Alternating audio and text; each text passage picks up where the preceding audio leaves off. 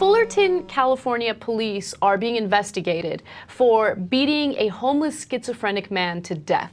Okay, the man's name was Kelly Thomas. His father actually used to be a police officer for the department years ago. He's retired.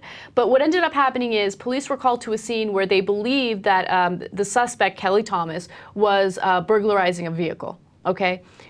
One thing led to another. The details are sketchy. We don't know how it escalated to this point, but all of a sudden, 6 police officers start beating him up and tasing him repeatedly.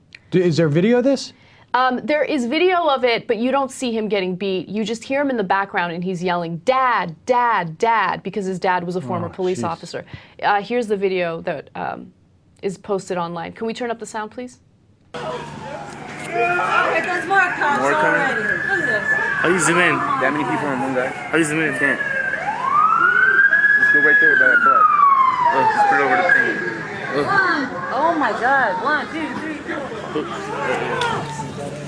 That's like 5 times, baby. We need to 5 times already. Huh? That's enough.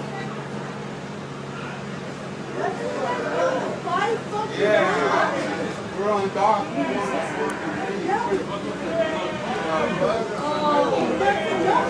Alright, there's our best. That's that.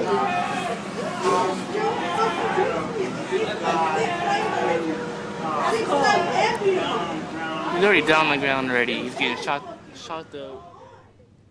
So that's the video that's making its rounds on the internet. Another thing that's making its rounds on the internet is his before and after picture. So there's a photo of him lying. Before we show it, let me just warn you guys, it's extremely graphic. I got sick to my stomach the first time I saw it. So if you're not into that, don't look at this. But there's his before picture. Now let's see his after picture after he got beat by the police. Oh, God. Yeah, okay, we've seen enough. So he died 5 days after being beat, and the Fullerton Police Department is being, or the police involved in this are being investigated. 5 of them are reassigned to doing something different. 1 of them is on administrative leave. Unbelievable. You know, I mean, first of all, the number of taser killings. They're just, I mean, just the problem is that the cops are just overusing this, and they're using it inappropriately, and it's horrible. I mean, I don't know how you justify punching. I mean, you know. How, as a human being, how do you beat someone to the point where they're incapacitated, where they're bleeding all over the place, where their face is unrecognizable? How do you allow yourself to do that? I mean, in my opinion, these cops are so drunk on power, the people involved in this situation, that they don't even care. Like, you have to be so insensitive to allow it to get to that point. Look, you know, you know, it's very difficult because in those situations, you don't know if your life is being threatened. You know, you're in there, you're trying to get but that's a question of training.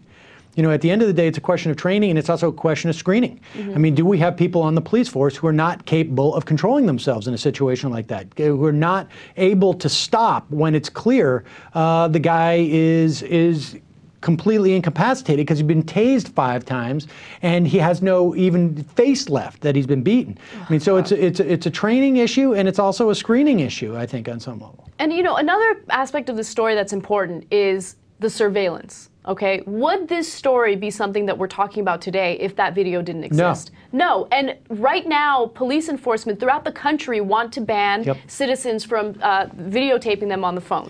On the phones. And you know what? That cannot pass. That is unacceptable because this is a situation that otherwise would not be talked about. Absolutely. We wouldn't even hear of it. There would be no story about it. There would be nothing. Without the video, forget about it. I mean, you saw that. I'm sure you saw that clip of that woman who got arrested for videotaping. Yes, of course. Yeah. And so yeah, it's pretty stunning. There's you know, you need to be able to.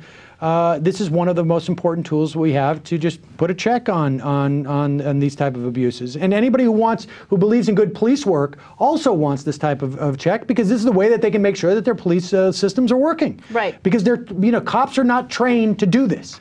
They're trained specifically not to do this. They're not trained to kill people. And so this is an indication that there's been a breakdown, and these people probably should not be cops. I agree. I could not agree more.